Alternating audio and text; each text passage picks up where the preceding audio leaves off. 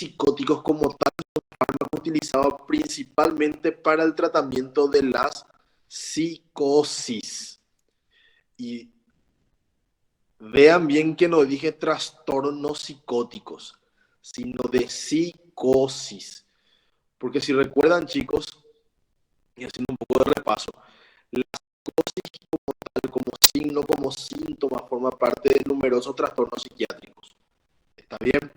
Los antipsicóticos son utilizados para tratar la psicosis y por ende los trastornos psicóticos como la esquizofrenia, el trastorno esquizofreniforme, el trastorno psicótico agudo y otras enfermedades que tengan síntomas psicóticos. ¿Está bien?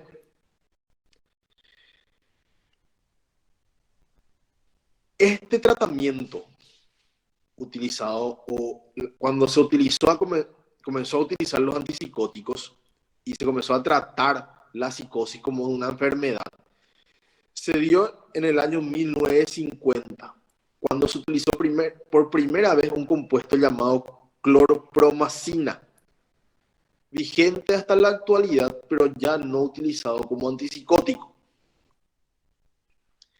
Antes de la aparición de este compuesto, denominado clorpromazina, los pacientes psicóticos se trataban con medios físicos, ¿sí? Por ejemplo, la inmersión en baños fríos y la aplicación de compresas heladas. O sea que el tratamiento era físico y muchas veces el tratamiento era inhumano y doloroso.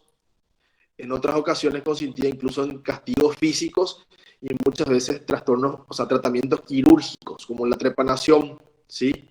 O las lobotomías que se hacían anteriormente. Los tratamientos conocidos en ese entonces, en la década del 50, 1950, solamente se enfocaban en dos cosas: en la agitación psicomotriz y la agresividad de los pacientes, ¿sí? Y se dan cuenta que aquí no hablamos de lo que hablamos en la clase anterior, ¿sí? Los síntomas positivos y negativos. El tratamiento entonces con estos primeros antipsicóticos era calmarle, tranquilizarle o sedarle al paciente, ¿sí? Y nunca se trataban esos síntomas diana, síntomas objetivos de los que hablamos en nuestras primeras clases.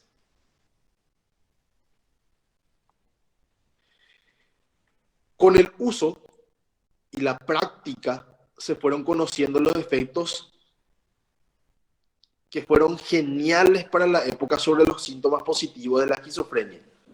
Y recalco esta palabra, positivos, ¿sí? Nunca antes los pacientes respondieron tan bien a algún tratamiento utilizado, ¿sí? Con la nueva implementación de estos fármacos. Y solamente con la implementación y la práctica se fueron conociendo sus efectos. Y de nuevo, tenían principalmente efectos sobre estos síntomas positivos. Y yo les pregunto, chicos, ¿cuáles eran los síntomas positivos de la esquizofrenia o de los trastornos psicóticos? Chicos. Alucinaciones y delirios puede ser, profe. Exactamente. ¿Sí? Y secundario a eso, el comportamiento y el lenguaje desorganizado. ¿Sí? Porque cuando hablamos de delirios, hablamos de una alteración del pensamiento, una alteración psicopatológica del contenido y del curso del pensamiento. ¿Sí? Y cuando hablamos de alucinaciones, hablamos de alteraciones sensoperceptivas, psicopatológicamente hablando. Entonces, estos compuestos tenían principalmente efectos sobre estos síntomas positivos de los trastornos psicóticos. Y siempre nos referimos a la esquizofrenia como el ejemplo. Pero con el tiempo y a medida que se descubría más sobre la enfermedad y sobre los fármacos, se vio que tenía en realidad, o que tenían, y me voy a adelantar un poquito, tienen todavía escaso control sobre la enfermedad, ¿sí? ¿Por qué? Porque no controlan del todo los síntomas negativos. ¿Está bien? Y ahora los principales estudios y las investigaciones se enfocan en descubrir nuevos fármacos que puedan hacer control sobre estos síntomas negativos, que dijimos que eran los que en realidad marcaban el curso de la enfermedad y resultaban ser los más invalidantes. La anedonia, la abulia, ¿Se acuerdan, chicos? Entonces, actualmente nosotros vamos a proponer 5 dimensiones sintomáticas en la esquizofrenia, para hablar un poco de cómo se utilizan los fármacos, ¿sí? Y son los síntomas positivos, los síntomas negativos que nosotros ya vimos, los síntomas cognitivos que estaban dentro de los síntomas positivos, perdón, dentro de los síntomas negativos, y los síntomas agresivos hostiles, ¿sí? Y los síntomas depresivos y ansiosos. Estos también forman parte de los síntomas negativos presentes en este trastorno. Ahora, vamos a hablar un poquito de la correlación que tienen los síntomas y los neurotransmisores. Habíamos hablado que el principal neurotransmisor implicado en la etiopatogenia de la esquizofrenia y los trastornos psicóticos era la dopamina, ¿sí? En donde en ciertos circuitos neuronales estaba aumentado, en otros con una secreción normal y en otros incluso disminuidos. Pero, como dijimos, que todos los fármacos tienen como diana los receptores de los neurotransmisores, ¿sí? Ya sea para unirse, hacer el mismo efecto, que es el efecto agonista o el efecto contrario antagonista, por ejemplo, ¿sí? Tenemos que hablar un poquito de los síntomas que se producen, por ejemplo, por defecto o por hiperestimulación de estos neurotransmisores y sus receptores, ¿sí? Todos los antipsicóticos, ya sean típicos o atípicos, tienen en mayor o menor medida de bloquear los receptores de la dopamina. Entonces, todos los antipsicóticos son bloqueantes, ¿sí? De los receptores de la dopamina. ¿Está bien? Pero también tienen efecto a través de este bloqueo sobre otros neurotransmisores de forma secundaria o no tan secundaria, ¿sí? La serotonina, la acetilcolina y el glutamato, ¿sí? Receptores de la dopamina existen 5 subtipos, el de 1, el de 2, el de 3, de 4 y de 5. D de dopamina. El más utilizado y el más investigado hasta ahora es el receptor D2 de la dopamina y el que ustedes van a aprender de memoria. Toda vez que hablemos de antipsicóticos, el objetivo es el D2. ¿Está bien? Por más de que vamos viendo que también bloquean otros receptores dopaminérgicos, el que nosotros vamos a conocer y recordar es el D2. ¿Está bien? Estos receptores vimos que se asocian a 5 vías dopaminérgicas que repasamos en la clase anterior, ¿sí? La vía neurostriada, la vía mesolímbica, que era la implicada en la producción de los síntomas positivos, las alucinaciones y las ideas delirantes, en donde había una hiperactivación dopaminérgica, ¿sí? La vía neurostriada era la que tenía que ver con el tema de los movimientos. Ahora, la vía mesocortical era la que estaba implicada en la producción de los síntomas negativos. Entonces, estos síntomas negativos contienen los síntomas afectivos y los síntomas cognitivos. ¿Está bien? En donde habíamos visto que en general en la esquizofrenia se ve una hipoproducción, en general con la dopamina baja. Y que habíamos dicho, adelantándonos en la clase anterior, que pasaba cuando nosotros le damos un antipsicótico al paciente que de por sí es esquizofrénico, ya tiene baja la dopamina en estos lugares, ¿sí? Baja más y generalmente acentúan los síntomas negativos.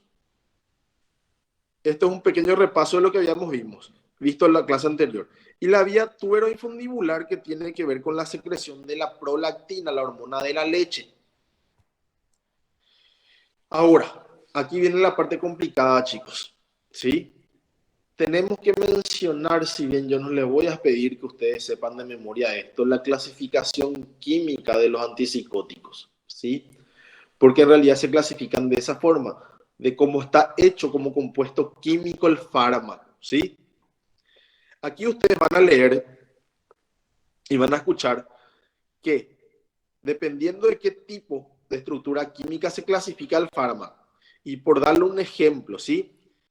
La quetiapina, que es un antipsicótico atípico, forma parte de las dibenzodiazepinas, ¿sí? Y un antipsicótico típico, que es la levomepromacina, forma parte de las fenotiacidas alifáticas. Aquí vamos a pararnos un ratito y si bien vamos a mencionar esto y vamos a por lo menos conocer los nombres de los antipsicóticos, nosotros lo vamos a clasificar en dos tipos: típicos y atípicos. ¿Está bien? Y esa es la clasificación que vamos a conocer, ¿sí? No la clasificación química, ¿sí? Dentro de los antipsicóticos atípicos, vamos a ver más adelante que se encuentran la levomepromacina, la clorpromacina, que vimos que es el primer antipsicótico utilizado, la prometacina, que ustedes van a conocer, y también se utiliza como, no solamente como antipsicótico, sino también como antialérgico, por ejemplo, ¿sí? Las piperidínicas, aquí tenemos la pipotiacina, que es un antipsicótico inyectable de depósito. Vamos a ver más adelante cómo se utiliza y cómo es, y cuáles son sus funciones, ¿sí? Aquí tenemos en las vitiferonas el haloperidol, el bromoperidol y el droperidol, antipsicóticos súper antiguos y utilizados hasta la actualidad, ¿sí? Y aquí van a encontrar algo muy interesante. Dentro de estos nombres van a encontrar uno muy conocido, la domperidona. ¿Quién conoce la domperidona aquí en el grupo? Creo que es el que se le da a los bebés cuando tienen mal de estómago, parece. No Sí, solo los bebés. en Generalmente los se utiliza, adultos también. sí, ¿Sí? eso iba a decir que se Es, utiliza, creo, para los dolores estomacales, profe. O sea, algo vamos a así. ser un poquito más específicos, ¿sí? Es un antiemético, ¿está bien? Se utiliza para evitar o disminuir las náuseas y los vómitos, ¿sí? Y también la dispepsia o el malestar abdominal o estomacal, ¿sí? ¿Qué hace entre los antipsicóticos? La domperidona es un antipsicótico, ¿está bien? Pero tiene poca afinidad por el receptor D2 y tiene más afinidad por los otros receptores dopaminérgicos que tienen otras funciones. Solamente ahí está la diferencia. Incluso el haloperidol, del que vamos a hablar mucho, se utiliza para el tratamiento del hipo, ¿sí? Del hipo que no responde a otros fármacos, ¿sí? Porque disminuye muchísimo la motilidad gastrointestinal y relaja mucho el diafragma, que es el causante del hipo cuando está contraído. Entonces, si bien estos fármacos son antipsicóticos y tienen cierta tendencia en mayor o menor medida a bloquear esos receptores dopaminérgicos, también se pueden utilizar para otras enfermedades, otros signos y síntomas. ¿Está bien? Entonces, nosotros vamos a clasificarlos en típicos y atípicos. Nuestra clasificación grande. ¿Está bien? Ahora, los típicos, vamos a ver por qué se llaman así más adelante, ¿verdad? Que ustedes tienen que aprender de memoria son el haloperidol, la levomepromacina y la pipotiacina. 3 nombres, chicos, que tienen que conocer de memoria porque sus pacientes van a llegar con estos fármacos y le van a decir: yo tomo haloperidol, tomo levomepromacina y me inyectan pipotiacina, ¿sí? Y los antipsicóticos atípicos, ¿sí? Que son la risperidona, la olanzapina, el aripiprazol, la quetiapina y la clozapina. Pero me van a preguntar por qué hay tantos nombres aquí, ¿sí?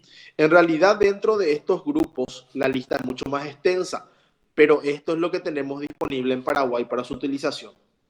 Y esto es lo que tiene que saber entonces, ¿sí?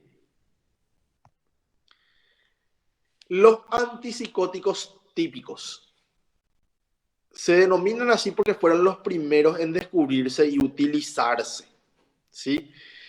¿Por qué típicos? porque si bien actúan sobre otros receptores de neurotransmisores, su principal afinidad se da sobre el receptor D2 de la dopamina, ¿sí? Y son muy útiles para el manejo de los síntomas positivos. ¿Está bien? A esto se le conoce como neurolépticos. ¿Por qué? Porque producían un efecto adverso en los pacientes que utilizaban este fármaco, ¿sí? Que se denominaba síndrome neuroléptico. Y este síndrome estaba constituido por enlentecimiento psicomotriz. El paciente se volvía lento, ¿está bien? Caminaba lento, se movía lento, reaccionaba lento al utilizar estos fármacos, ¿está bien? Producía mucha tranquilidad emocional hasta el punto de, en realidad, disminuir todo espectro de emoción en el paciente, ¿sí? Estos pacientes no mostraban emociones de ningún tipo y mostraban una dificultad enorme de expresar o reconocer las emociones de los demás, ¿sí? Y mostraban mucha indiferencia afectiva, ¿sí? Estaban restringidos afectivamente, ¿sí? Entonces, este efecto, o por este efecto se le denominaron también neurolépticos, ¿sí? Estos antipsicóticos típicos tienen la principal característica de ser antagonistas de los receptores dopaminérgicos D2. O sea, que tienen mayor afinidad por este receptor de la dopamina. Les recalco, chicos, no quiere decir que no tengan o no se unan a otros tipos de receptores de neurotransmisores, pero se unen principalmente al D2 de la dopamina produciendo el efecto antipsicótico, ¿sí? Ahora, la eficacia de estos antipsicóticos se relaciona con la cantidad de receptores que ocupan. Estos generalmente ocupan, o cuando ocupan el 65% de los receptores disponibles en el cerebro de la dopamina, y estamos hablando del D2, decimos que son eficaces y producen un efecto antipsicótico, ¿sí? Pero cuando ocupan un poquito más de los receptores, llegando por ejemplo al 78%, ya producen hiperprolactinemia. ¿Por qué? Porque ya están ocupando esos antipsicóticos o esos receptores, perdón, de la vía negroestriada y la tuberoinfundibular, que era la que producía la prolactina. Y el 78% los síntomas extrapiramidales o efectos adversos que tienen que ver con el movimiento, o sea, parkinsonismo, ¿sí? Temblores, rigidez muscular y movimientos anormales. ¿Me siguen hasta acá? Sí, profe. Bueno, entonces, Sí, vamos a ver profe. un poquito lo de las vías de nuevo para repasar, ¿sí? Cuando los antipsicóticos llegan y por ser tan eficaces se unen incluso a los receptores D2 de la vía negroestriada, producen los efectos adversos conocidos como síndrome extrapiramidal o extrapiramidalismo, ¿sí? En la vía negroestriada, como dijimos que estaba la dopamina generalmente en los pacientes esquizofrénicos, normal o incluso baja. Entonces, si nosotros le damos antipsicótico y se unen estos a receptores en esta vía, hace que la dopamina disminuya mucho más y aparecen estos efectos adversos. Pero en otras enfermedades, como la enfermedad de Huntington, que es una enfermedad neuromuscular degenerativa, tiene un efecto positivo, ¿sí? En la vía mesolímbica, ¿sí? Se une al receptor D2 y funciona como antipsicótico. Genial, disminuye los síntomas positivos, pero como efecto adverso, abulia, aplanamiento afectivo, ¿sí? En la mesocortical trata los síntomas negativos y como antipsicótico, pero en esta tiene poca afinidad, ¿sí? Y cuando se une en la vía tuberoinfundibular, hablamos de la hiperprolactinemia como efecto adverso, ¿sí? En estos dos lugares donde se une al receptor D2 produce el efecto antipsicótico. ¿Sí? Ahora, también estos antipsicóticos se unen a otros receptores en el cerebro de otros neurotransmisores. ¿Sí? Cuando se unen al receptor alfa 1 adrenérgico de la noradrenalina, produce otros efectos adversos que pueden aparecer en estos pacientes. Por ejemplo, la hipotensión ortostática, la disminución o el descenso de la presión arterial según la posición. Pueden provocar taquicardia refleja cuando esta presión baja, ¿sí? Y un efecto que muchas veces es considerado beneficioso: sedación, chicos. ¿Está bien? Y les voy a dar un ejemplo. La levomepromacina, si bien se une a los receptores D2 dopaminérgicos, tiene mucha afinidad por el receptor alfa 1 y es un antipsicótico sedativo. Le duerme y le da sueño al paciente. ¿Está bien? Aquí es un efecto adverso, pero un efecto adverso que nosotros generalmente consideramos de utilidad y puede tener un efecto clínico en el paciente, ¿sí? Otros efectos adversos al unirse a estos receptores son, por ejemplo, congestión nasal, mareos, en los hombres la eyaculación retrógrada, ¿sí? Que aparece con mucha frecuencia y es causa de que el paciente deje la medicación, ¿sí? La pregunta que siempre hacen es ¿qué significa eyaculación retrógrada? ¿Sí? La eyaculación se da al revés, ¿sí? Hacia las vías seminales y la uretra, ¿sí? Y sube hacia la vejiga, en vez de expulsarse desde el interior, al exterior, ¿sí? También puede producir incontinencia urinaria y otro efecto adverso muy frecuente es la cialorrea o la hipersalivación, ¿sí?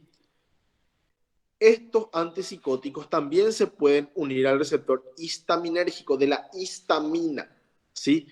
Conocido como el neurotransmisor o la hormona de la alergia, ¿sí? Al unirse a los histaminérgicos, receptores histaminérgicos, produce también sedación, ¿sí? Y cierto efecto ansiolítico acompañado a esta sedación, ¿sí? Y este es el que produce el efecto antiemético, antináuseas o vómitos de los antipsicóticos, pero produce aumento de peso y muchas veces confusión y delirios, ¿sí? Cuando se unen a los receptores muscarínicos, ¿sí? Producen sequedad bucal, visión borrosa, constipación o estreñimiento, taquicardia, cambios en el electrocardiograma, o sea, alteraciones cardíacas, aumento de la presión en el ojo, pudiendo producir una enfermedad que se llama glaucoma, pueden producir retención urinaria y trastornos cognitivos como confusión, ¿sí? También tienen efectos adversos sobre los canales de calcio, ¿sí? Principalmente a nivel del corazón, porque también se distribuyen en otros sectores que no es el cerebro. Y pueden provocar efectos adversos cardiovasculares, ¿sí? Entonces, habiendo dicho esto y mencionado, chicos, tenemos que tener en cuenta que los antipsicóticos no solamente entonces se unen a los receptores de la dopamina y funcionan como antipsicóticos, dependiendo de la afinidad que puedan llegar a tener sobre otros receptores de neurotransmisores, nosotros vamos a ver la utilidad clínica que puedan llegar a tener, ¿sí? De ahí es conocer el mecanismo de acción del fármaco muy importante, ¿sí? Porque si yo sé que se une bien a los receptores de 2, pero se unen súper bien también a los receptores alfa 1 y H1, va a ser un antipsicótico que le puedo dar a mi paciente de noche para calmar la psicosis y también hacerle dormir o ayudarle a dormir, ¿sí? ¿Me entienden, chicos? ¿O entendieron ese concepto que es súper importante? Ahora, vamos a hablar entonces de los efectos farmacológicos. Como les mencioné, Cada antipsicótico tiene una distinta potencia para bloquear distintos receptores mencionados y por lo tanto tener un determinado efecto farmacológico, ¿sí? Y por ende también tiene un espectro distinto de efectos adversos a dosis terapéuticas. ¿Está bien? Y esto es importante, decimos a dosis terapéuticas. Dosis terapéutica antipsicótico, disminuir la psicosis. ¿Está bien? Pero a esa dosis también puede tener efectos adversos según su afinidad por otros receptores. ¿Sí? En dosis equivalentes, estos antipsicóticos mantienen la misma eficacia, pero presentan los efectos adversos diferentes. ¿Sí? Porque teniendo y haciendo una comparación, haloperidol y levomepromacina dentro de esta familia, ¿sí? Dosis equivalente vendrían a ser la misma dosis a la que ambos tienen efectos antipsicóticos, ¿sí? Entonces, y les voy a hacer un ejemplo. 5 miligramos de haloperidol, 125 gramos de levomepromacina. Con esta dosis, yo tengo efectos antipsicóticos. El paciente disminuye su psicosis y disminuye las ideas delirantes y las alucinaciones. Pero en esa dosis el paciente no duerme con el haloperidol, pero ya duerme muchísimo con él o la levomepromacina y su presión baja muchísimo con ese fármaco. Y con el haloperidol prácticamente no tiene esos efectos. Esos efectos sedativos o el que tiene que ver con la presión aumentan o se hacen más evidentes aumentando la dosis de haloperidol. Pero la dosis equivalente es la que hace un efecto antipsicótico y es 5 en el haloperidol y 125 en la levopromacina. Y es un ejemplo nomás el que le estoy dando, chicos. ¿Está bien? ¿Me entendieron el concepto de dosis equivalente y efectos adversos? Sí, profe. Perfecto. Sí. Bueno, fijar un poquito, sin problemas. Bueno, la dosis equivalente vendría a ser cuando tenemos dos fármacos distintos dentro de una misma familia. Por ejemplo, los antipsicóticos típicos, y aquí vamos a nombrar el haloperidol y la levomepromacina.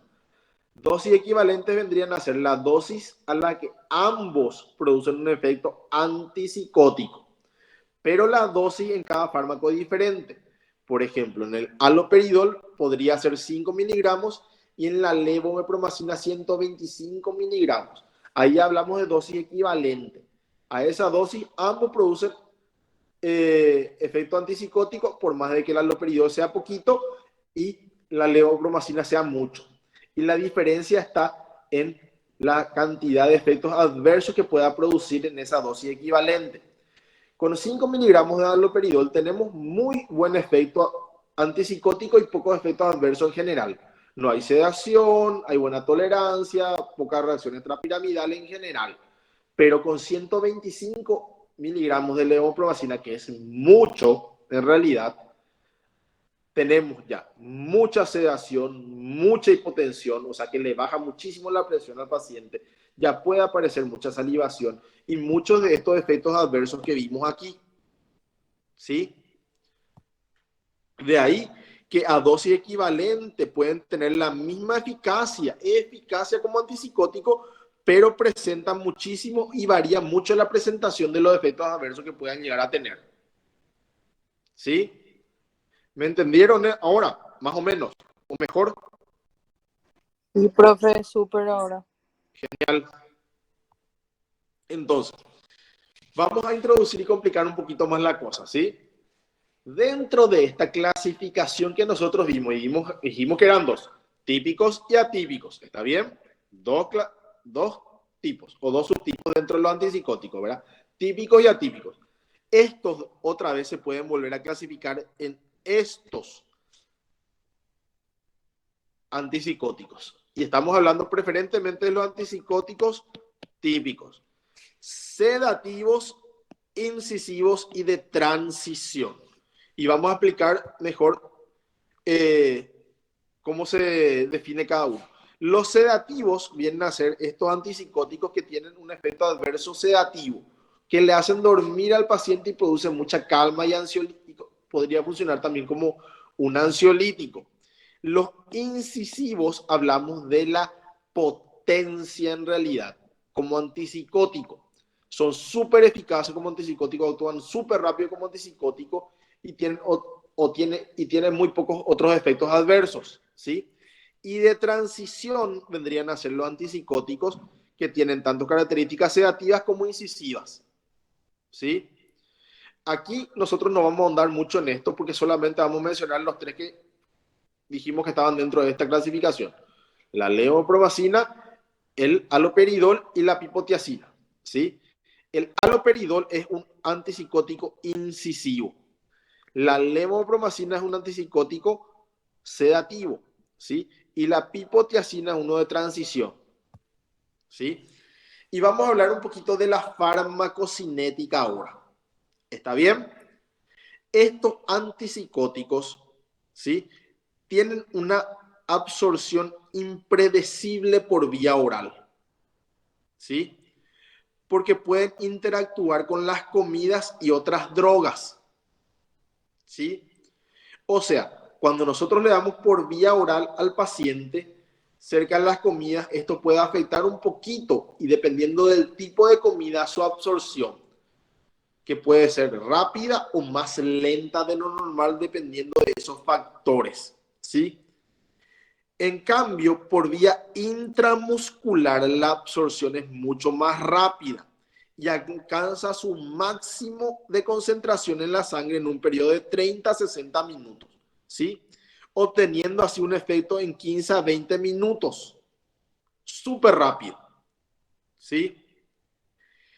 En cambio, algunos antipsicóticos típicos, en este caso el haloperidol, se pueden utilizar también por vía endovenosa, pero es muy riesgoso y se utilizan solamente en las internaciones y con monitorización cardíaca. ¿Está bien?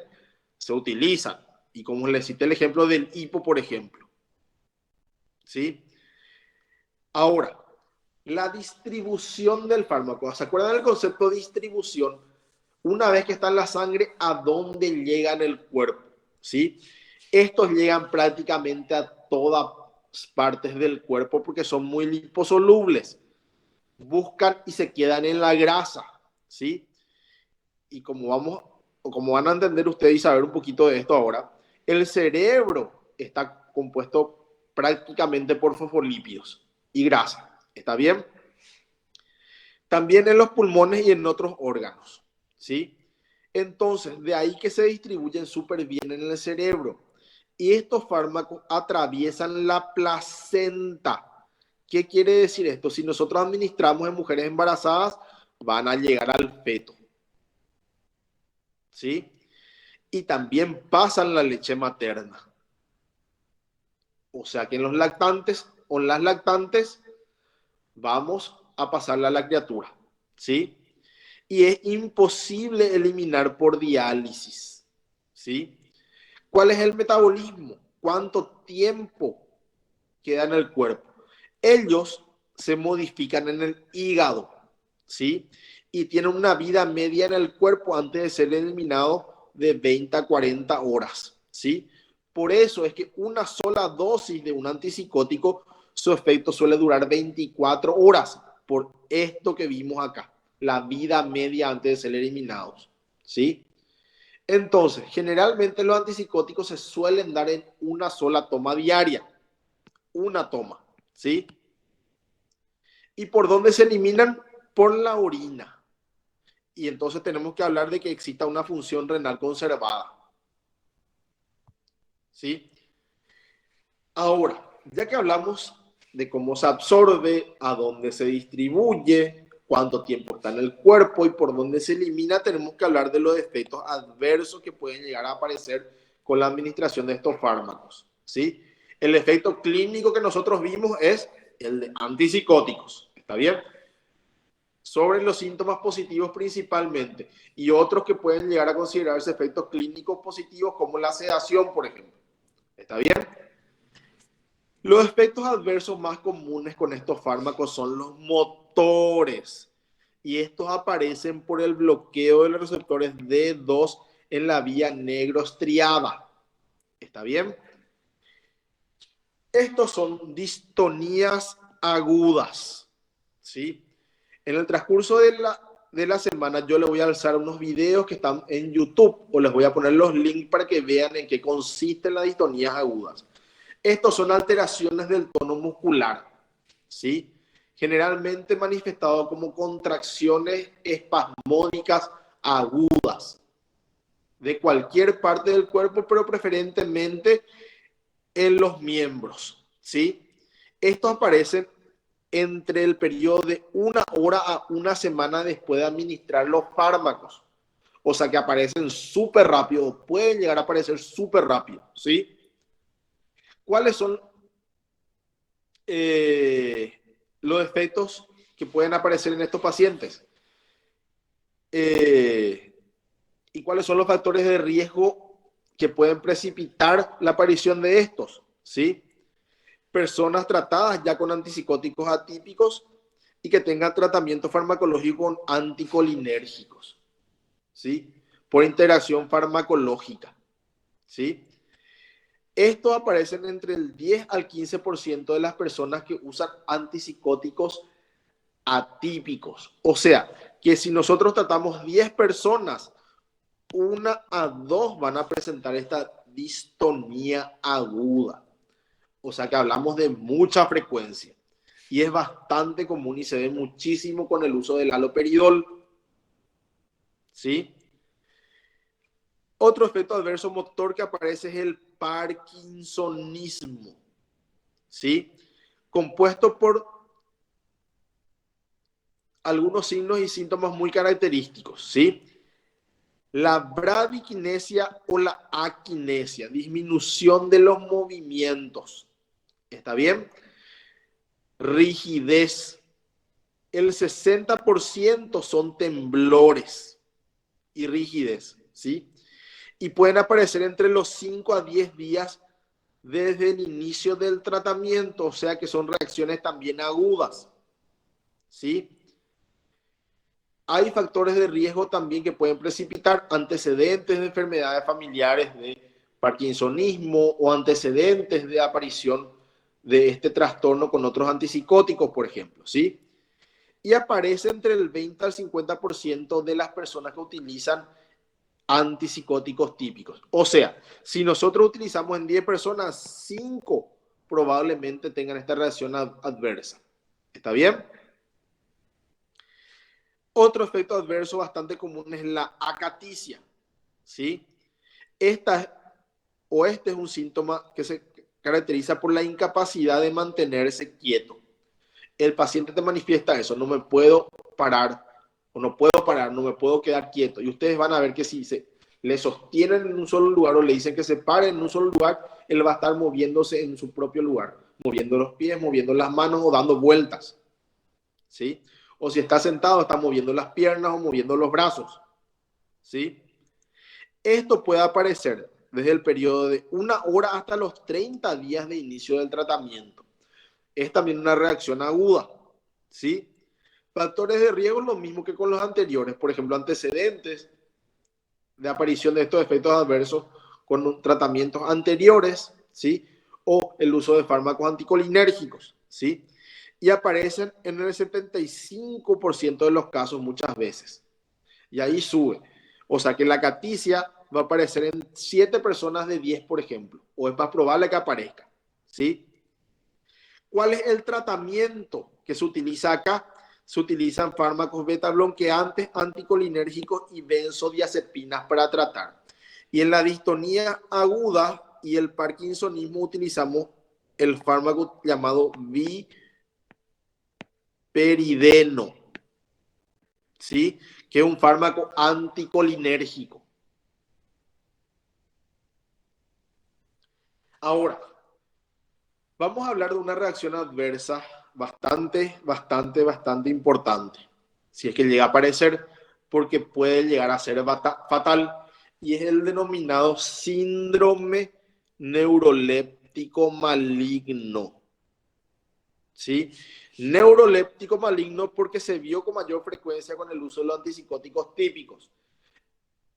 Ahora, también puede aparecer utilizando los antipsicóticos atípicos que vamos a ver más adelante en la clase siguiente. ¿Sí? Este es un cuadro de inicio agudo y se considera una urgencia. ¿Sí? Es un cuadro que evoluciona súper rápido y se caracteriza por presentar rigidez e hipertermia, o sea, fiebre, generalmente por encima de los 41 o 42 grados, ¿sí? Y que se asocia a dos o más de los siguientes síntomas: diaforesis, sudoración, disfagia, dolor al deglutir, al tragar, temblores importantes de todo el cuerpo, principalmente en los miembros, incontinencia urinaria y fecal, alteraciones de los niveles de conciencia, confusión, estupor y coma, ¿sí? Mutismo, taquicardia y arritmias cardíacas, aumento de la presión arterial, leucocitosis, o sea, aumento de los glóbulos blancos, ¿sí? Y deterioro de daño o del músculo en realidad, que se manifiesta por laboratorio de daño muscular, aumento de las enzimas musculares y cardíacas, ¿sí? Esto es una urgencia, chicos. Puede llegar a ser fatal y no tiene un tratamiento específico. No hay un antídoto o una cura si aparece este síndrome neuroléptico maligno, ¿sí? Solamente se hace tratamiento sintomático, le damos fármacos para disminuir la fiebre, fármacos para evitar los temblores, ¿sí? Fármacos para evitar un infarto cuando hay taquicardia, hipertensión o aumento de las enzimas cardíacas, ¿sí? Pero no tiene un tratamiento específico. Y la aparición de este síndrome neuroléptico maligno no depende de la dosis del fármaco. Nosotros con la mínima dosis efectiva que le damos al paciente y con la primera toma ya puede aparecer, ¿sí? Pero este riesgo aumenta a medida que nosotros aumentamos la dosis de los antipsicóticos, ¿sí? De ahí que son fármacos de cuidado. Este síndrome neuroléptico maligno evoluciona en 24 a 72 horas, ¿sí? Y puede llegar a durar hasta 14 días. Y es mortal hasta en el 20% de los pacientes que padecen de este trastorno, ¿sí? Este síndrome aparece en el 2/3 de los casos en la primera semana y el resto suele aparecer durante el primer mes. O sea que es considerado también un efecto adverso agudo, ¿sí? Factores de riesgo para que aparezca esto: los antecedentes de aparición de estos efectos adversos motores, por ejemplo, ¿sí? Intolerancia al fármaco, ¿sí? Su aparición se da hasta en el 1,4% de los pacientes que utilizan estos antipsicóticos típicos, que es en realidad bastante alto, ¿sí? Y el tratamiento, como dijimos que no hay un tratamiento ni una cura específica, es suspender inmediatamente el antipsicótico y el tratamiento de soporte sintomatológico en UTI, en terapia intensiva. Ahora, los efectos adversos considerados tardíos o síndromes tardíos son efectos adversos que aparecen con los antipsicóticos después de los 3 meses de uso, en general, ¿sí? Aparecen en el 20 al 30% de los pacientes y más frecuentemente en los ancianos, ¿sí? Pero son más graves si aparecen en los pacientes jóvenes, ¿sí? Entonces, los síndromes tardíos o efectos adversos, digamos, y pudiendo considerarlos crónicos ya, son los que aparecen principalmente en ancianos o más frecuentemente en ancianos, pero si aparecen en jóvenes son más graves. Y hasta en el 30% de los pacientes que utilizan por más de 3 meses los fármacos, ¿sí? Estos generalmente son motores y son movimientos anormales de tipo disquinesia o distonías también, ¿sí? Las disquinesias son movimientos anormales e involuntarios, ¿sí? El 75% de estos movimientos se da en la cara, ¿sí? El paciente hace muecas, mueve la boca, mueve los labios, exagera mucho la mímica y son involuntarios, muy semejante a los tics. ¿Está bien? También se dan el 50% en las extremidades, ¿sí? Los movimientos de, y como le dije, le voy a hacer algunos videos para que ustedes puedan tener una característica de esto, ¿sí? Los movimientos de las disquinesias en miembros superiores son como manotazos que da el paciente, ¿sí? También se da en el tronco, ¿sí? Y en el 10% de los pacientes se da en la cara, en el tronco y en los miembros superiores, ¿sí? Estos son muy invalidantes y están presentes durante todo el día y solamente disminuyen muchas veces con el sueño. Pero, por ejemplo, los orofaciales incluso ni con el sueño, ¿sí? Ellos aparecen generalmente después de los 3 meses de tratamiento, ¿sí? Incluso pueden aparecer mucho antes si el paciente es anciano y pueden durar o aparecer incluso después de 4 semanas o un mes después de haber suspendido el tratamiento con estos fármacos, ¿sí? No existe un tratamiento eficaz para prevenir estos movimientos anormales y lo mejor es prevenir. ¿Cómo se previene? Averiguando antecedentes de movimientos anormales, averiguando antecedentes de uso farmacológico, ¿sí? Controlando al paciente, siempre utilizando la mínima dosis efectiva y viendo que el paciente tome bien su medicación y no se sobremedique, ¿sí? Ahora, otros efectos adversos que aparecen, chicos, ¿sí?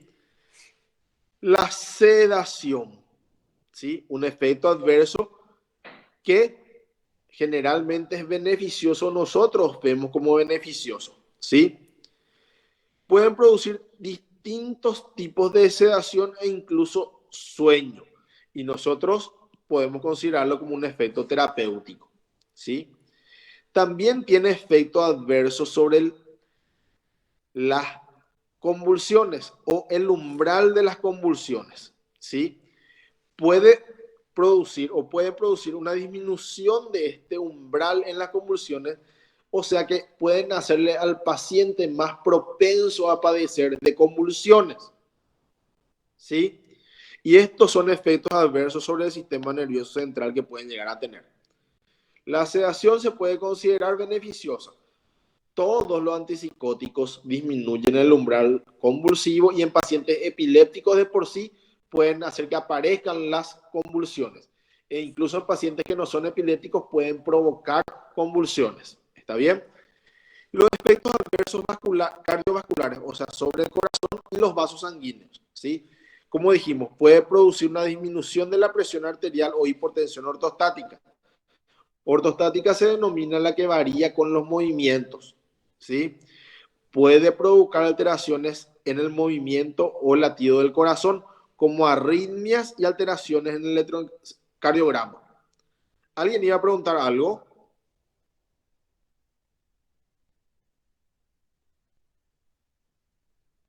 Bueno, continuamos, chicos.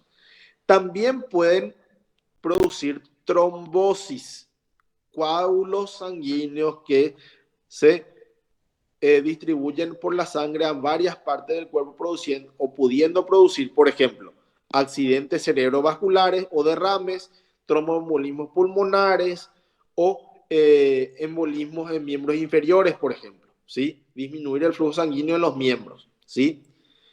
Y producir la muerte, ¿sí? También pueden producir efectos adversos a nivel urogenital, ¿sí? Dificultad para orinar y retención urinaria. Incontinencia urinaria. El paciente no se puede atajar, no llega al baño generalmente, ¿sí?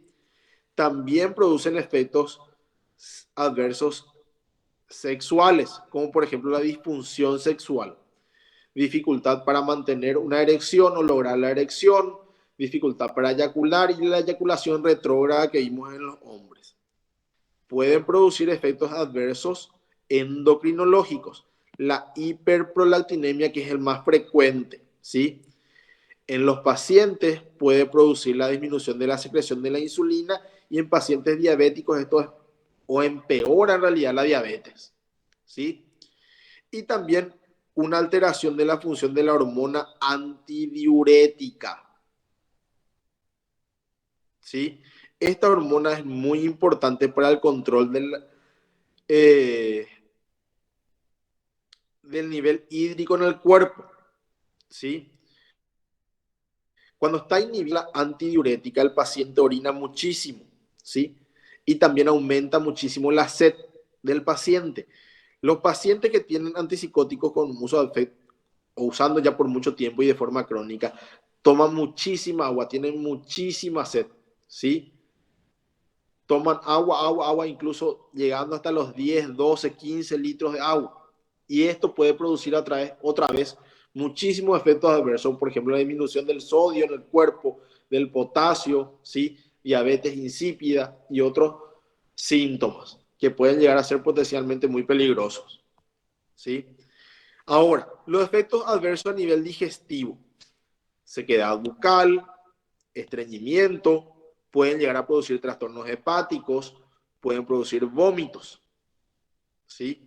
Efectos adversos a nivel del ojo, visión borrosa, diplopía, visión doble, aumento de la presión, glaucoma. Por eso los antipsicóticos están totalmente contraindicados en pacientes que padezcan glaucoma o tengan la presión intraocular aumentada. Efectos hematológicos, que son muy variables, ¿sí? Efectos dermatológicos, principalmente lo que tienen que ver con las alergias al fármaco, rash cutáneo, picazón, ronchas, ¿sí? Efectos metabólicos que son muy frecuentes, aumento del colesterol, aumento de los triglicéridos, ¿sí? Disminución de la insulina, aumento de la glicemia y el conocido como síndrome metabólico, que incluye aumento de peso y dislipidemia, que mencionamos que eran aumento del colesterol y aumento de los triglicéridos, ¿sí? Ahora, todos estos fármacos tienen interacciones farmacológicas, ¿sí? ¿Qué quiere decir esto? Que pueden interactuar ya sea bien o mal con otros fármacos. Y hablamos de alteraciones farmacocinéticas y farmacodinámicas. Nosotros no vamos a ahondar mucho en esto, ¿sí? Cuando hablemos de la forma de uso de estos fármacos, en la última clase de antipsicóticos vamos a mencionar un poquito de estas interacciones. Ahora, un efecto adverso bastante peligroso se puede dar cuando hay intoxicación aguda por estos fármacos, ¿sí? Estos antipsicóticos en general tienen un alto índice terapéutico, o sea que la dosis en donde nosotros le podemos administrar al paciente sin que le intoxique es grande. El intervalo de dosis en realidad, ¿sí? A eso se le denomina índice terapéutico, ¿sí? Pero si esto se sobrepasa y el paciente se intoxica, las complicaciones más graves que puede llegar a haber son la sobredosis y coma e hipotensión, ¿sí? Disminución de la presión arterial y coma, ¿sí? El tratamiento también es sintomático y de sostén de las funciones vitales y generalmente se hace en terapia intensiva. Un tratamiento que generalmente es útil en las intoxicaciones es la diálisis y los lavados gástricos, pero en este caso no son útiles, ¿sí? Ahora, vamos a hablar un poquito de las precauciones que tenemos que tener en cuenta a la hora de administrar estos fármacos y cuáles son las contraindicaciones, ¿sí? La única contraindicación absoluta para administrar estos fármacos es que haya hipersensibilidad a la droga, o sea, alergia, ¿sí? Se tiene que utilizar siempre con que hacen trabajos de riesgo o de precisión. Choferes, manejan maquinaria pesada, gente que tiene que ver manipular instrumentos pequeños, ¿sí? Y con utilidad fina, ¿sí? Y siempre tenemos que tener en cuenta y presente el descenso del umbral convulsivo, ¿sí? Y tener mucho cuidado en pacientes cardiópatas, y no se utilizan en pacientes con enfermedad de Parkinson, porque dijimos que eso puede aumentar muchísimo, ¿sí? ¿Qué pasa cuando nosotros retiramos el fármaco? Principalmente de forma brusca. Aparece lo que se llama el síndrome de discontinuación. ¿Qué dijimos que nosotros tenemos que hacer cuando administramos un fármaco y cuando retiramos? Gradual, siempre para evitar la aparición de esto, ¿sí? Este síndrome de discontinuación aparece cuando se corta de forma brusca el tratamiento, ¿sí? Esto es náuseas, vómitos, mareo, temblor, mucha sudoración, taquicardia, operaciones musculares, dolor de cabeza, insomnio. Esto aparece entre el día 1 y 3 después de haber cortado de forma abrupta, ¿sí? O no solamente después de haber cortado, sino también después de disminuir la dosis de forma brusca. Y este síndrome de discontinuación, estos efectos adversos pueden durar hasta 14 días, 2 semanas en el paciente, ¿sí? Y también puede aparecer la disquinesia tardía, que dijimos que puede aparecer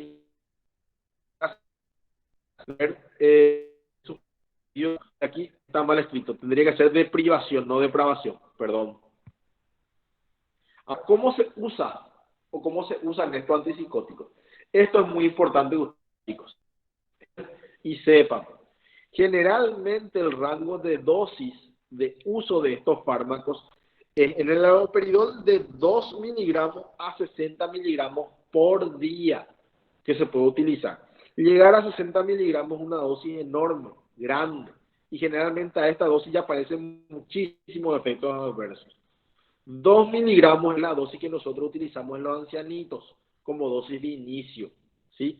Si es un paciente de edad media, entre los 20 y los 50 o 60 años, 5 miligramos su dosis de inicio y dosis terapéutica, ¿sí? Ahora, la levomepromacina, para usarlo como antipsicótico, la dosis va de 50 a 2000 miligramos. 2000 miligramos, buen efecto antipsicótico, pero el paciente ya entraría prácticamente en coma por la hipotensión y la sedación que causa, ¿sí? Ahí es que hablamos de dosis equivalente, ¿sí?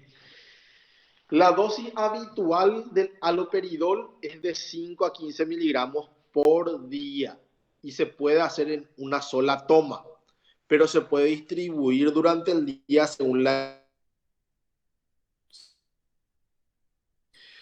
Teniendo en cuenta el haloperidol, nosotros vamos a tener en cuenta para tomar este como la guía para hacer la dosis equivalente de otro antipsicótico, ya sea típico o atípico. ¿Está bien?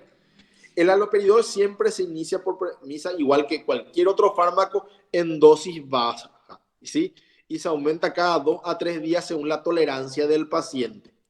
Generalmente se inicia en una toma diaria por la noche, ¿sí?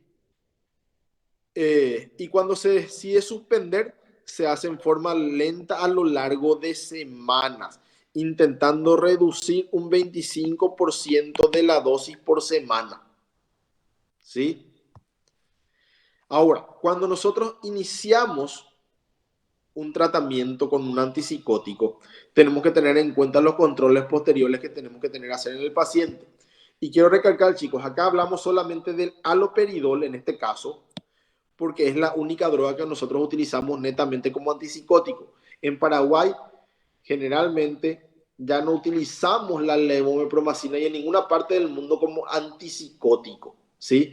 Usamos solamente como hipnótico o sedativo, ya sea en la urgencia o en pacientes que no pueden llegar a dormir y que son psicóticos, ¿sí? Pero ya prácticamente no se utiliza como antipsicótico.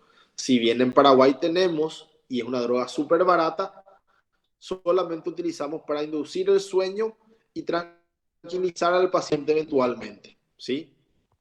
Pero no como antipsicótico, no para disminuir sus alucinaciones y sus delirios. ¿Está bien? Recuerden eso, por favor. Entonces, controles que tenemos que hacerle al paciente al iniciar un tratamiento con los antipsicóticos típicos, ¿sí? Siempre se recomienda realizar ciertos estudios y controles antes de iniciar y durante el tratamiento de los pacientes. Al comenzar, examen físico completo, ¿sí? Una buena historia clínica, antecedentes patológicos personales. Esto quiere decir todas las enfermedades de base que padezcan y el tratamiento que utilizan para esas enfermedades. Antecedentes patológicos familiares, donde incluyen, por ejemplo, reacciones adversas a fármacos, para saber, intuir si estos efectos pueden aparecer también en el paciente. Sí o sí tenemos que hacer un control cardiológico, chicos. Le pedimos un electrocardiograma por lo menos después de iniciar el tratamiento con los antipsicóticos, ¿sí? Muchas veces en la urgencia y en pacientes muy psicóticos tenemos que comenzarlo sin tener esto, pero tenemos que pedirle después, ¿sí? Antes de comenzar un tratamiento, en lo posible, tenemos que pesar y calcular el índice de masa corporal del paciente, ¿sí? Y hacer esto durante los primeros 3 meses y luego trimestralmente. ¿Por qué? Por el efecto adverso que nosotros dijimos que se conoce como trastorno metabólico, ¿sí? Aumento de peso, aumento del colesterol, aumento de los triglicéridos, aumento de la glicemia, del azúcar en sangre, ¿sí? Y tenemos que estar siempre atentos ante los signos y síntomas de hiperprolactinemia y los efectos adversos agudos y tardíos que pueden llegar a aparecer. De ahí que generalmente se le controla semanalmente cuando inicia un tratamiento, haciéndolo lo más cercano posible en los primeros 3 meses, ¿sí? De ahí que es muy difícil para estos pacientes hacer un buen seguimiento, por lo menos en el público, porque, por darle un ejemplo, conseguir en cualquier hospital público una cita semanal es prácticamente imposible, ¿sí? Los pacientes se le dan turno después de 1 mes, 2 meses o 3 meses, recién para sus controles. Profe, ¿te puedo ¿Sí? interrumpir un ratito? Quiero hacerte una Sí, consulta. Viste que vos estabas mencionando hace rato el tema de lo que sería eh, lo vascular, ¿verdad? Al nivel vascular, los efectos sí, adversos que tiene. Un paciente, sí, por ejemplo, que es anticoagulado, profe, y que tiene antecedentes de trombosis venosa, sí. podría, por ejemplo, tomar un antipsicótico y a la par hacer su tratamiento de heparina o acenocumarol, o definitivamente está contraindicado. Bueno, sí, chicos, se puede hacer, pero tenemos que ajustar la dosis y tenemos que ver las interacciones. Sí puede interactuar con la warfarina y el acenocumarol. Vamos a mencionar eso un poquito más adelante, Ok, ¿sí? profe. Ahí tenemos que tener en cuenta que las interacciones farmacológicas con cualquier otro tipo de fármaco puede, uno, aumentar los niveles de el haloperidol o cualquier antipsicótico en la sangre del paciente, hacerlo más propenso a padecer efectos adversos o disminuir las concentraciones, por ejemplo, del otro fármaco que toma. ¿Sí? ¿Sí? Disminuir la concentración del otro fármaco por tomar antipsicótico significa que la enfermedad o el síntoma que está controlando con ese otro fármaco el paciente puede volver a aparecer. ¿Sí?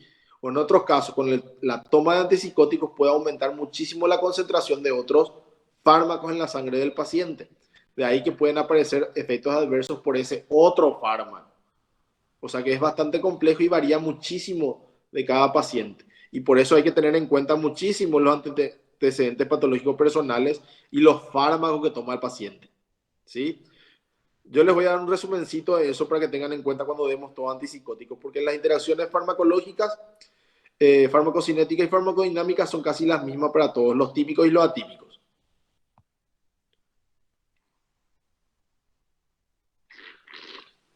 Ahora, ¿qué estudio vamos a pedirle a los pacientes? ¿Qué laboratorio le vamos a pedir? ¿Sí? Tenemos que pedir antes de comenzar, si se puede, y esto no se da, chicos, siempre, en un servicio público prácticamente no se le pide esto porque no hay en los hospitales y el paciente nunca tiene para pagar y para poder hacerse. O sea que trabajamos prácticamente en el empirismo, ¿sí? Aquí en Paraguay por lo menos, ¿sí? Hay que pedir electrolitos, sodio, potasio, ¿sí? Calcio, fósforo, magnesio, si se puede, ¿sí? Esto hay que hacerlo antes de comenzar y periódicamente luego. Como le dije, idealmente antes de iniciar el tratamiento se le pide un electrocardiograma. Nosotros generalmente le pedimos ya después, ¿sí? Y más si tiene factores de riesgo cardíaco, si es cardiópata conocido, por ejemplo, si tiene antecedentes de infarto agudo de miocardio o insuficiencia cardíaca, ¿sí? Tenemos que medir el azúcar en la sangre antes de comenzar el tratamiento, los lípidos antes y luego periódicamente. ¿Por qué? Porque dijimos que el tratamiento con los antipsicóticos tiende a aumentar esto. Si nosotros vemos que el paciente no varió su dieta y comenzó a aumentar su azúcar y sus triglicéridos y colesterol, lo ideal sería o iniciar un tratamiento para contrarrestar eso o suspender y cambiar el antipsicótico por uno que produzca estos efectos adversos en menor medida. ¿Sí? Ahora, dentro de los antipsicóticos típicos tenemos los antipsicóticos de acción prolongada. ¿Qué quiere decir esto? Son fármacos que duran generalmente después de su aplicación durante un mes aproximadamente en el cuerpo, ¿sí? Porque según su vía de administración, ellos se van liberando de forma lenta al torrente sanguíneo, ¿sí? Estos o esta presentación tiene la ventaja de asegurar un mejor cumplimiento del tratamiento. Pacientes psicóticos que no quieren tomar medicación, lo ideal sería darle un antipsicótico de depósito. Así nosotros nos aseguramos que tiene una dosis para un mes en el cuerpo. ¿Sí? Lastimosamente aquí nosotros en Paraguay tenemos actualmente solamente una presentación de depósito y es el haloperidol. ¿Sí? Estos se pueden administrar entre una vez por semana a una vez por mes, dependiendo del tipo de antipsicótico. Cuando hablamos nosotros de que tenemos solamente el haloperidol, estamos hablando de cada 15 días o un mes, ¿sí? Y esto tiene una desventaja importante. Una vez administrado el fármaco, no se puede suspender inmediatamente si llegan a aparecer efectos adversos, ¿sí? Y entre estos tenemos el síndrome neuroléptico maligno, ¿sí? Esto se administra por vía intramuscular cada 28 días. Es un compuesto oleoso doloroso, ¿sí? Se forma una pelota del compuesto en el músculo que se va liberando de a poquito, ¿sí? Alcanza su máxima concentración en sangre en 3 a 9 días, o sea que su efecto tampoco es inmediato, ¿sí? Y se comercializa aquí en Paraguay en ampollas de 1 mililitro, ¿sí? Que equivale a 50 miligramos. Una ampolla, entonces, 1 ml, 50 miligramos de haloperidol, ¿sí? Para calcular la dosis generalmente se multiplica lo que toma por vía oral por 10 o por 20. Si toma una pastilla de 5 miligramos, que es la presentación que viene acá en Paraguay, se multiplica por 10 y tendría 50. Él estaría recibiendo una ampolla por mes. Si toma 10, 2 ampollas por mes. ¿Sí? Y así se hace el cálculo. ¿Sí? Hay que tener precauciones al administrar esta droga. ¿Sí? La primera inyección no tiene que superar los 100 miligramos. O sea, no pueden ser más de 2 ampollas. ¿Sí? Y no se deben inyectar más de 3 ml o más de 3 ampollas en el mismo sitio. Si el paciente toma 150 o 200 miligramos y toma una forma de decir, se le aplica 200 miligramos de haloperidol al mes, se tienen que hacer 2 y 2 en 2 lugares diferentes. Uno en un brazo y otro 2 en otro brazo, o 2 en una nalga y 2 en otra nalga, en el glúteo. ¿Está bien? La dosis total mensual no puede ser mayor a 450 miligramos por mes. ¿Sí? Y el otro antipsicótico de depósito que tenemos es el palmitato de pipotiacina. Teníamos en realidad, porque desde el año pasado ya no se comercializa en Paraguay. ¿Sí? Este es el famoso Piportil que le van a escuchar hablar a sus pacientes de él. ¿Sí? Más a los pacientes crónicos, ¿sí? Se administra también por vía intramuscular cada 28 días y se presentan en ampollas de 1 ml con 25 miligramos de la droga, ¿sí? El pico máximo se da a los 11 días, donde comienza a mostrar su efecto beneficioso, ¿sí? La dosis equivale con el haloperidol a 1 miligramo de haloperidol a 10 de hipotiazina por mes. Y la dosis máxima es de 100 miligramos, ¿sí? Ahora, ¿cómo hacemos en situaciones especiales y con pacientes en situaciones especiales? ¿Sí? En el embarazo tiene una categoría de riesgo C, ¿sí? Esto quiere decir que se puede administrar en el embarazo, ¿sí? Habíamos dicho que atraviesa la placenta, sí, pero en dosis mínimas, ¿sí? Y depende muchísimo de la dosis que utilicemos, pero es relativamente seguro para utilizar en el embarazo, del segundo a tercer trimestre, ¿sí? La lactancia atraviesa la leche o pasa la leche materna, pero tiene muy o bajo riesgo en el amamantamiento. O sea que podría ser utilizado en pacientes lactantes, pero no se recomienda. En los ancianos, en general se utilizan dosis más bajas que las habituales y en general utilizamos la mitad de la dosis, ¿sí? Y se espera más antes de aumentar. Habíamos dicho que se puede aumentar cada 2 dosis, pero aquí se espera mucho más.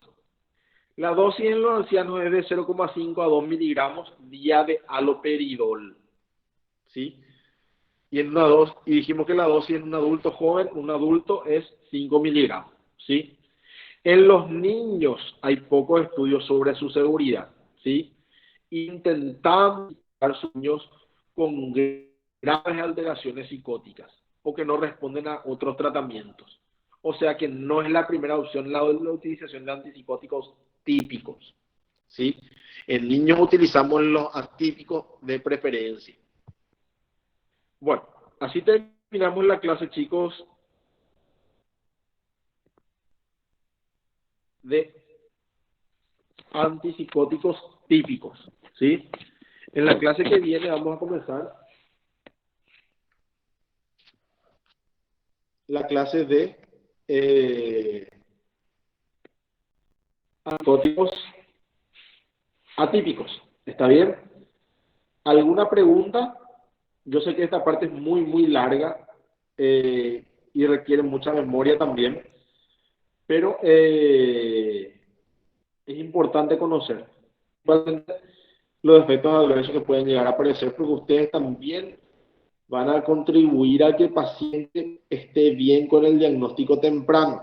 Si ustedes ya ven que el paciente está temblando, por ejemplo, antes de que le pueda ver su médico tratante, generalmente estamos en contacto, ustedes ya le pueden avisar al psiquiatra, ya le pueden mandar de urgencia al paciente a consultar, ¿sí? Así que es muy importante que puedan identificar o conocer, ¿sí? ¿Alguna pregunta, chicos? Profe, una consulta. Estos Sí. materiales de apoyo que vos utilizás, vos no vas a subir a la plataforma o tenés otros que vas a Sí. subir. Voy a subir todo esto, chicos, a la plataforma. Ok, gracias, profe. ¿Sí? Esta clase ahora ya vamos a subir, ya voy a subir, y como ya en la semana, para que ustedes vean cómo se manifiestan estos efectos adversos, principalmente en los motores, en estos pacientes.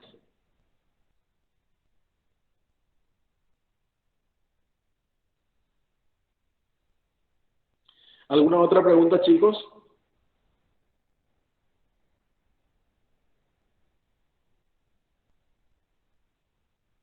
Bueno, genial. Entonces nos vamos a ver el lunes y vamos a hablar de los antipsicóticos atípicos, ¿sí? Ahí ya vamos a hablar de muchísimos más fármacos en realidad, porque tenemos más variedad aquí. ¿Está bien? Entonces, Gracias, les dejo profe. descansar, chicos. Que tengan Nos una buena vemos. noche. Igualmente, gracias. Chao, chao, hasta luego.